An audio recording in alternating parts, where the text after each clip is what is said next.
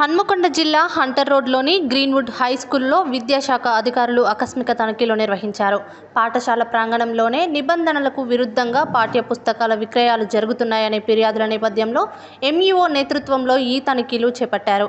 తనిఖీల సందర్భంగా పాఠశాల ఆవరణలో పుస్తకాల విక్రయం జరుగుతోందని విద్యార్థి సంఘాల ప్రతినిధులు అధికారుల దృష్టికి తీసుకొచ్చారు. దీంతో అధికారులు పాఠ్య పుస్తకాలు నిల్వ ఉంచిన గదిని గుర్తించి పరిశీలించారు. నిబంధనలకు విరుద్ధంగా పుస్తకాల విక్రయాలు జరుగుతున్నట్లు ప్రాథమికంగా గుర్తించిన అధికారులు సంబంధిత గదిని సీజ్ చేశారు. అనంతరం విద్యాశాఖ నిబంధనల మేరకు పూర్తి నివేదిక సిద్ధం చేసి పాఠశాల యాజమాన్యంపై తగిన చర్యలు తీసుకుంటామని అధికారులు వెల్లడించారు.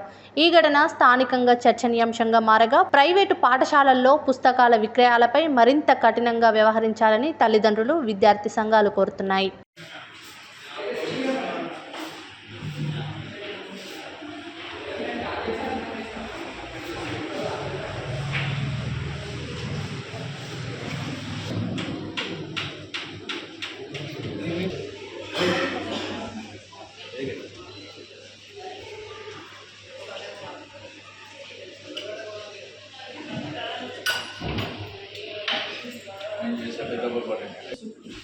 పైన అవతల ఉన్నది బుక్స్ అవి ఇవి నోట్ ఇక్కడ ప్రాంప్టెడ్ ఉంది మరి పైన పైన మొత్తం పైన లాక్ తిప్పేయండి. ఎందుకు భయం లాక్ తిప్పేయండి. లాక్ తిప్పి సరిపోదు కదా. మనం దొరాలని ఎవరో పడుతుంది.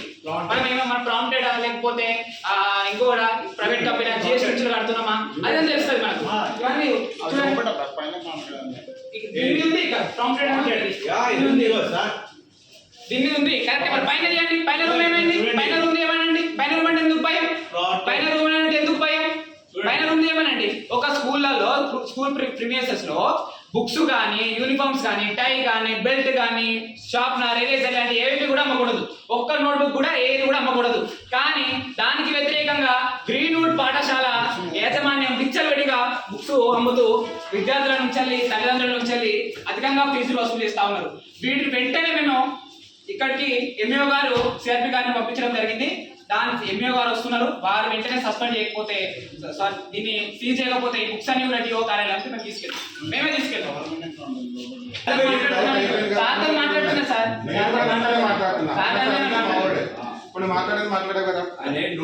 అందరికి నమస్తే. ఆరపల్లి సుజిత్, ఏబీపీ వరంగల్ విభాగ్ కన్వీనర్.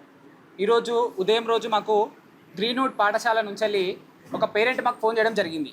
వారు ఏం చెప్పారంటే ఇక్కడ ఉన్నటువంటి మేనేజ్మెంటు అధికంగా ఫీజులు వసూలు చేయడమే కాకుండా విచ్చలవిడిగా బుక్స్, యూనిఫామ్స్, టై, బెల్ట్, షార్ప్నర్, ఎరేజర్, చాట్లు, కనీసం అట్టలతో సహంగా ఇదే పాఠశాలలో ఫస్ట్ ఫ్లోర్, సెకండ్ ఫ్లోర్లో అమ్ముతున్నారని వాళ్ళు తెలియజేయడం జరిగింది. మేము ఇక్కడికి వచ్చి మేము వెళ్ళి పైకి చూడడం నిజంగా అదే అక్కడ బుక్స్, యూనిఫామ్స్ అన్నీ ఉండడం జరిగింది.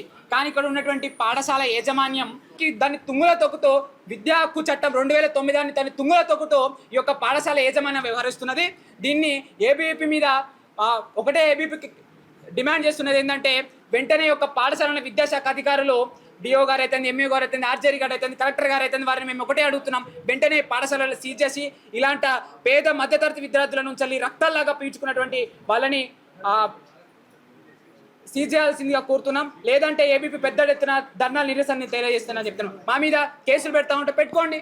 మేము మాట్లాడేది ప్రజల పక్షాన, విద్యార్థుల పక్షాన. విద్యార్థికి ఎక్కడ అన్యాయం జరిగినా ముందుండి విద్యార్థి పరిస్థితి ఏబీపీ మీ అందరి ముందు వచ్చి కొట్లాడుతానేసి ఏబీపీ తెలియజేస్తున్నాం. దీని మీద ఇక్కడ గ్రీన్వుడ్ స్కూల్కి వీళ్ళు టెక్స్ట్ బుక్స్ అమ్ముతున్నారనేటటువంటి దాని మీద రావడం జరిగింది.